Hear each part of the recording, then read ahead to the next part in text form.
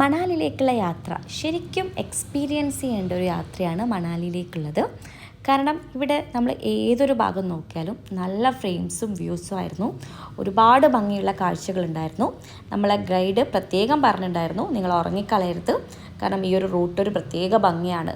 അപ്പോൾ നമ്മളിങ്ങനെ രണ്ടുപേരും നല്ലോണം ആസ്വദിച്ചു ആ പോകുന്ന വഴിയെ കുറേ മലകളും അതുപോലെ നദിയും അവിടുത്തെ കല്ല് പോലും കാണാൻ ഒരു പ്രത്യേക ഭംഗിയായിരുന്നു.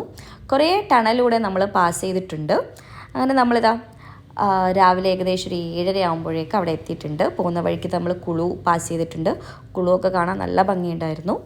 അങ്ങനെ നമ്മളൊരു 7:30 ആകുമ്പോഴേക്കും ബസ് സ്റ്റാൻഡിലെത്തി. അവിടെ നിന്ന് നമ്മുടെ ട്രാവലറിൽ നിന്ന് നേരെ റിസോർട്ടിലേക്ക് പോവുകയാണ് ചെയ്തത്. റിസോർട്ടിലെത്തിയപ്പോഴും നമ്മൾ എവിടെ ക്യാമറ വെച്ചപ്പോഴും അടിപൊളി ഫോട്ടോസായിരുന്നു. അങ്ങനെ കുറച്ച് കഴിഞ്ഞ് നമ്മൾ ഫ്രഷ് ആയതിനു ശേഷം ഞാനും വിഷ്ണു നേരെ ഹഡിംബ ടെമ്പിളിലേക്ക് പോവാണ്. മഹാഭാരതത്തിലെ ഒരു പ്രധാന കഥാപാത്രമാണ് ഹഡിംബ ദേവി. ഭീമൻ്റെ ഭാര്യയും ഘടോൽക്കച്ചൻ്റെ അമ്മയുമാണ് ഹഡിംബ ദേവി. നമ്മളങ്ങനെ ഉള്ളിലേക്കൊക്കെ കയറി പ്രാർത്ഥിക്കുകയൊക്കെ ചെയ്തതിന് ശേഷം നേരെ പോയത് ഈ ഒരു കാശ്മീരി ഡ്രസ്സ് ഇടാൻ വേണ്ടിയിട്ടായിരുന്നു. ഞാൻ ശരിക്കും ഒരുപാട് വെയിറ്റിംഗ് ആയിരുന്നു ഈ ഒരു ഡ്രസ്സ് ഇടാൻ വേണ്ടിയിട്ട്.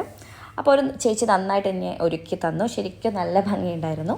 അതിനുശേഷം ഞാൻ കുറേ നല്ല ഫോട്ടോസൊക്കെ എടുത്തു. ഈ ഒരു ഡ്രസ്സ് ശരിക്കും ഇവിടെ വന്നാൽ എല്ലാവരും ട്രൈ ചെയ്യുന്നതാണ്. അങ്ങനെ നമ്മൾ ഫോട്ടോസൊക്കെ എടുത്ത് നേരെ പോയത് ബുദ്ധിസ്റ്റ് മൊണാസ്ട്രി കാണാൻ വേണ്ടിയിട്ടായിരുന്നു. അപ്പോൾ നമുക്ക് അതിൻ്റെ ഉള്ളിലേക്ക് ക്യാമറ അലൗഡ് അല്ല. അപ്പോൾ നമ്മൾ അതിൻ്റെ ഉള്ളിലൊക്കെ കണ്ടതിന് ശേഷം പുറമെ ഈ ഒരു കാര്യം ഇങ്ങനെ ചെയ്തുകൊണ്ട് ഇതെനിക്ക് ഭയങ്കര ഇഷ്ടമായിട്ടോ. ഞാനിത് കുറേ തവണ ഇങ്ങനെ ചെയ്തുകൊണ്ട് നിന്നു. അപ്പോൾ ഇതായിരുന്നു ആ ഒരു ബുദ്ധിസ്റ്റ് മൊണാസ്ട്രീൻ്റെ ആ ഒരു ഏരിയ ഒക്കെ. നല്ലൊരു കാമായിട്ടുള്ളൊരു അന്തരീക്ഷമായിരുന്നു. ശരിക്കും ഒരു ഈവനിങ് ആയതുകൊണ്ട് തന്നെ നമുക്കെന്തോ ഒരു ഭയങ്കരമായിട്ട് ഇഷ്ടപ്പെട്ടു എനിക്കത്. പിന്നെ ഞാനിതാ ഈ ഒരു ആക്ടിവിറ്റി ഇങ്ങനെ ചെയ്തുകൊണ്ട് നിന്നു. അപ്പോൾ അതിൻ്റെ ഒരു സൈഡിൽ ഇതിൻ്റെ വലിയൊരു ഭാഗം ഞാൻ കണ്ടു. അപ്പോൾ അവിടെയും പോയി ഇതേപോലെ കുറച്ച് നേരം ചെയ്തതിന് ശേഷം നമ്മൾ മോൾ റോഡിലേക്കാണ് നൈറ്റ് പോയത്.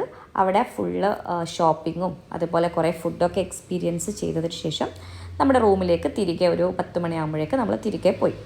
അപ്പോൾ ഞങ്ങളുടെ റൂമിൽ നിന്ന് അടുത്ത റിസോർട്ടൊക്കെ കാണാൻ പറ്റുന്നുണ്ട്. കുറേ റിസോർട്ടുകൾ ഇങ്ങനെ ഒരുപാടുണ്ട്.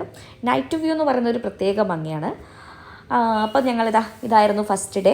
നമ്മളപ്പോൾ കുറച്ച് ഫോട്ടോസൊക്കെ എടുത്തിട്ടുണ്ടായിരുന്നു. ഓരോ സ്ഥലത്ത് പോയിട്ടും കുറച്ച് ഫോട്ടോസൊക്കെ എടുത്തിട്ടുണ്ടായിരുന്നു.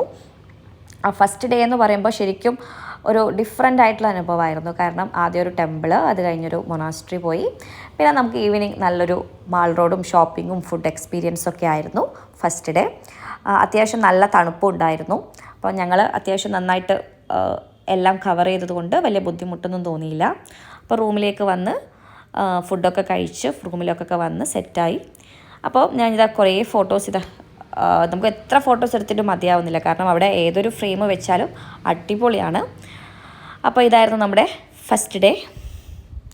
ഇനി നമുക്ക് നാളെ നേരെ റോഹ്താങ് പാസ് കാണാൻ പോകാനുണ്ട്. അപ്പോൾ നമ്മുടെ ഈ ഒരു ബ്ലോഗ് ഇവിടെ വൈൻഡപ്പ് ചെയ്യാണ്.